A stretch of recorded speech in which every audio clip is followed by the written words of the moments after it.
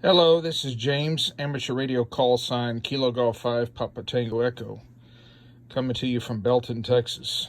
Today is November 22nd, 2020, Sunday, November 22nd, 2020. Still working on this Yagi 2-meter antenna, A-144-11 Cushcraft.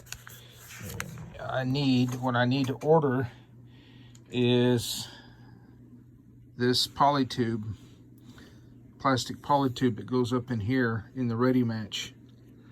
And as you can see right here, this tube goes inside of this tube and it slides up and down like a trombone. This slides up and down like a trombone to make your adjustments.